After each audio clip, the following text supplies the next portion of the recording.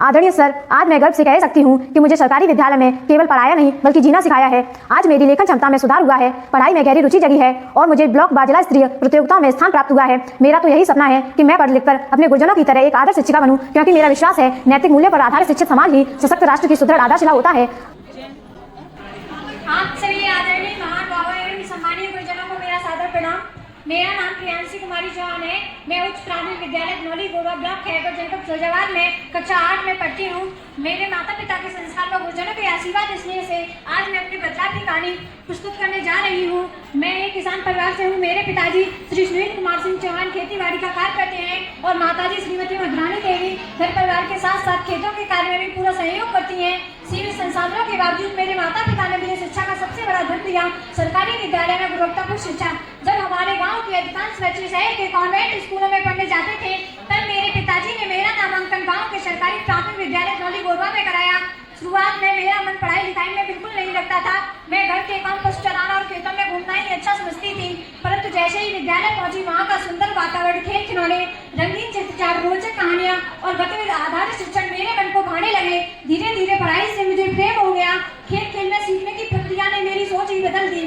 कक्षा 4 तक मेरी लिखावट बहुत खराब थी, परंतु हमारे शिक्षकों ने धैर्य, प्रेम और निरंतर अभ्यास से मेरी लिखावट निखार दी। कक्षा 5 में प्रधानाध्यापक महोदय ने हमें योग, पर्यावरण संरक्षण, कहानी लेखन और प्रतियोगी परीक्षाओं की तैयारी और उनके भ्रम से जोड़ा।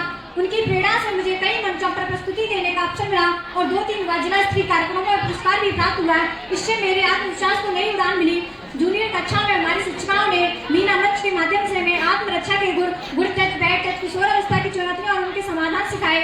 इससे मेरा व्यक्तित्व निखार और मेरी सोच सकारात्मक बनी। आदरणीय सर, आज मैं गर्व से कह सकती हूँ मुझे सरकारी विद्यालय ने केवल पढ़ाया नहीं बल्कि जीना सिखाया है। आज मेरी लेखन क्षमता में सुधार हुआ है, पढ़ाई में गहरी रुचि जगी है और मुझे ब्लॉक व जिला स्तरीय प्रतियोगिताओं में स्थान प्राप्त हुआ है। मेरा तो यही सपना है कि मैं पढ़ लिखकर अपने गुरुजनों की तरह एक आदर्श शिक्षिका बनूं, क्योंकि मेरा विश्वास है कि नैतिक मूल्यों पर आधारित शिक्षित समाज ही सशक्त राष्ट्र की सुदृढ़ आधारशिला होता है। माता पिता के संस्कार व गुरुजनों के मार्गदर्शन और सरकार द्वारा उपलब्ध कराई गई गुणवत्तापूर्ण शिक्षा ने मेरे जीवन की दिशा ही बदली है।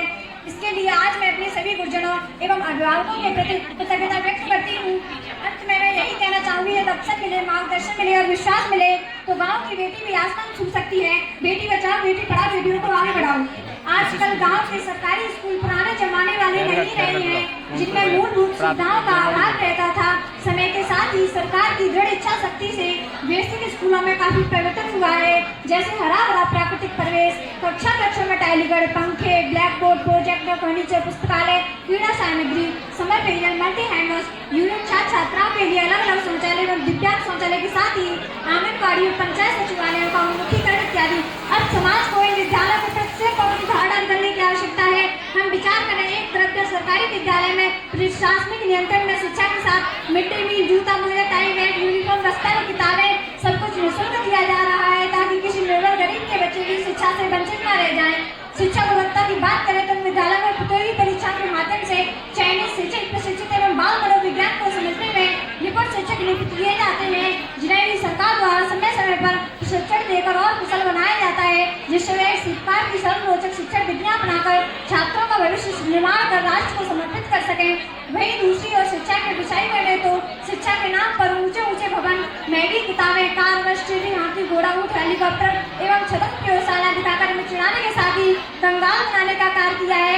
इन संस्थाओं में पढ़ने पढ़ाने एवं फीस देने वाले गुरु शिष्य अभिभावक तो निराश है, लेकिन संचालक हर्षोल्लास में है। आज हमें प्राथमिक व उच्च प्राथमिक विद्यालय धनौली गोरवा ब्लॉक खैरगढ़ जनपद फिरोजाबाद के शिक्षकों पर गर्व है तथा आशा है कि मेरे विचार सुनकर आप अपने बच्चों का नामांकन सरकारी विद्यालय में अवश्य कराएंगे। अंत में मैं इन पंक्तियों के साथ अपनी वाणी को गान देना चाहूंगी।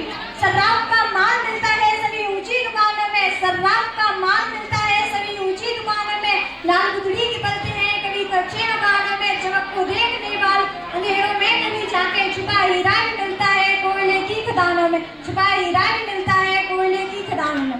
आप सभी ने मुझे यहाँ मंच पर आने का समय दिया, इसके लिए मैं आप सभी का आभार व्यक्त करती हूँ। बहुत सुंदर।